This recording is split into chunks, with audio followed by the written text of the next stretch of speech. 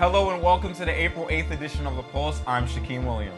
And I'm Lindsay Rogers. This week on The Pulse, we take a look at what had all of Bailey Auditorium laughing in their seats at the MrMHS pageant last Friday. And we'll catch up with Miss Gallo's students to find out what they're creating for some furry friends. Also coming up, we'll take a peek at how this crazy April weather has affected spring sports here at MHS. All this and much more, this is The Pulse.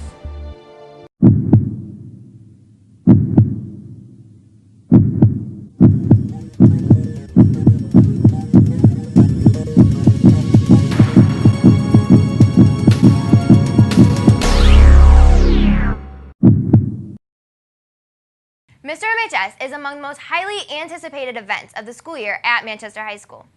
This edition surely had plenty of star power. 15 of Manchester's best and brightest took the stage to showcase their talents and merits during this special Hollywood-themed event.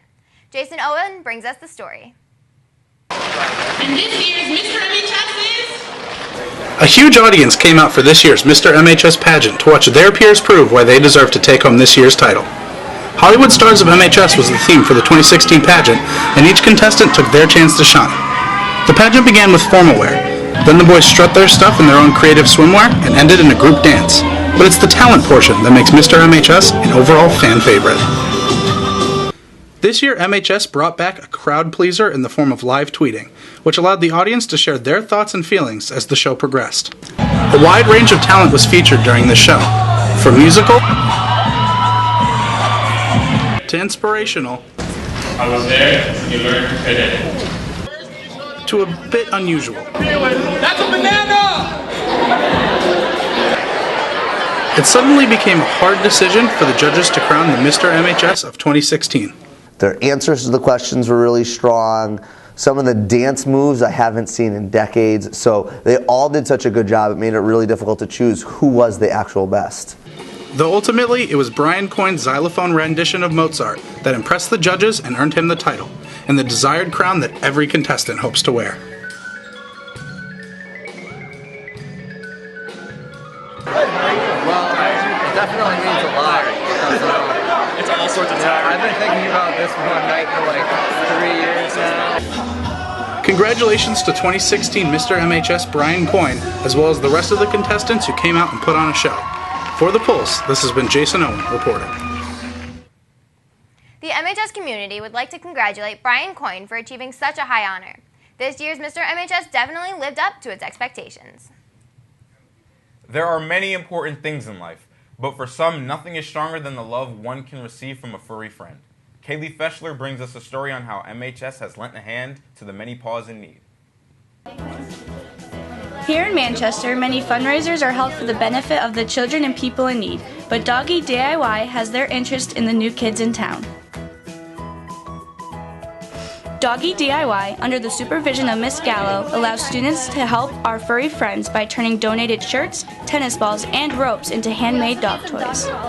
I love dogs. I actually adopted my dog Ella from the same shelter that we're going to be donating these to. And so we're going to donate all these toys to dogs in shelters. Each year, approximately 2.7 million pets are adopted from shelters nationwide, according to the American Society for the Prevention of Cruelty to Animals. Aided by the help of organizations and fundraisers, such as the PetSmart charities, which since their beginning have contributed to the adoption of 6 million pets, MHS students have volunteered their time to contribute a hand to the paws being adopted. And the idea is that we just really wanted these dogs to find homes. There's no reason that these dogs should, not find homes and be sad and get passed along for adoption just because they don't have toys. The dogs in our community are family to us here at Manchester High School, so please pause and consider donating to the Pack Leaders Dog Rescue. From The Pulse, this has been Kaylee Feshler reporting. 2 delays and more than 6 inches of snow later, April is surely not delivering the weather all spring sport participants yearn for. Miles Hurley takes a closer look on how this unusual weather is affecting spring sports. Spring is finally here, according to the calendar, but as you can see, Mother Nature had something else in mind. This past week, Manchester was hit with frigid weather and snow. So what implications does this have for MHS? This time last year, spring sports were in full swing, getting ready for the season ahead. Unfortunately, the record low temperatures and heavy snowfall this year have resulted in the sports teams getting off to a slow start. No, we don't. We have to stay on schedule. We have to practice every single day. Whether it rains, snows, or shine, we're outside. The unusual weather has caused concern for the sports teams at MHS. Baseball, golf, track, and tennis have all had to make major accommodations to their practice routines due to the snow. Track has definitely been piled with snow, so I mean it would definitely prohibit progress for us. So we have to practice inside in the cab, so we can't run as much as we would like. No, not really. Just do our best and win. Try and make the tournament again. Just gotta do our best with these conditions. The recent weather has definitely caused some concern for the MHS sports teams and their preparation for the season ahead. But knowing the fighting spirit that MHS cultivates, the sports teams will be sure to go into their respective seasons stronger than ever. From the Pulse, this has been Miles Hurley reporting. Well, fingers crossed for some warm weather. I'm getting sick of this cold. Like, seriously, it's spring now. 3 million people in America are living with an autoimmune disease that they may not be aware of. This disease causes people to face many obstacles and to even change their whole diet. Zach St. Laurent brings us a story of how this disease is affecting Manchester residents. Over 3 million people in America are forced to alter their diets every day because of celiac disease, more commonly known as gluten-free. Countless more choose a gluten-free diet as a healthy alternative. Nurse Carolyn Hussey explains how this disease affects the body. Okay.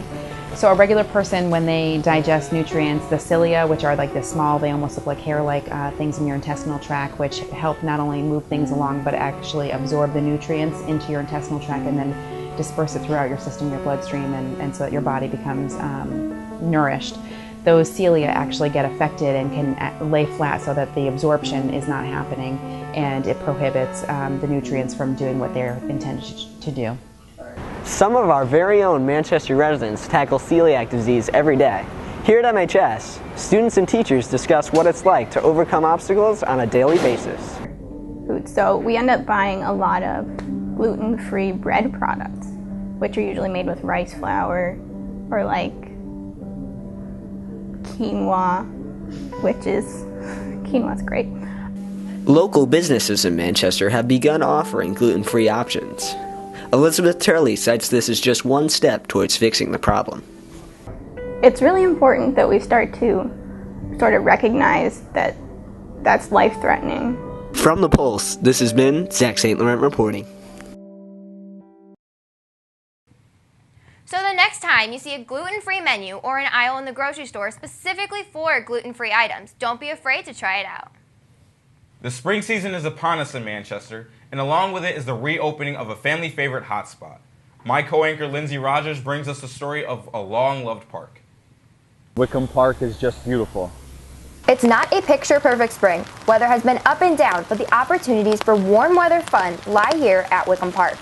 Officially opened on July 1st, 1961, Wickham's 250 acres of property extend between East Hartford and Manchester. The majority of the land was gifted by Mr. Clarence Wickham. Today, the park is a non-profit, private foundation that has been allowing families to come and appreciate outdoor activities for over half a century. This year, the annual opening was on Saturday, April 2nd. Some people, such as Jeff Baumberger, came out to celebrate the opening day by playing disc golf. Probably the disc golf course. I haven't really done anything else much here except for the disc golf. Wickham may be a serene family spot, but it is also the home to fundraisers such as Great Strides Walkathon to benefit the Cystic Fibrosis Foundation, Angelman Syndrome Foundation National Walk, and the National Kidney Foundation. Park Ranger David Carlson says that there can be as many as 400 cars entering into the park in a single day, and that doesn't include the special occasions such as cross-country races. Visitors relish in the facility's volleyball courts, softball fields, and tennis courts, but within the last few years, the favorite activity has become disc golf. Here at Wickham Park, in rain, snow, or sunshine, the views never fail to disappoint. From the Pulse, this has been Lindsay Rogers reporting. Well, that will wrap it up for this edition of The Pulse. Feel free to check us out on Twitter at MHSBreadProd, our new website, www.mhstelevision.com, and our YouTube channel, MHS Bread Productions. Also, check out this week's Spring Break themed Harbinger that came out today. And of course, if you have any stories you would like to see on The Pulse, email Mr. Larson at b11elars@mpspride.org. Thanks for joining us. I'm Shaquem Williams. And I'm Lindsay Rogers. Have a wonderful weekend, everyone.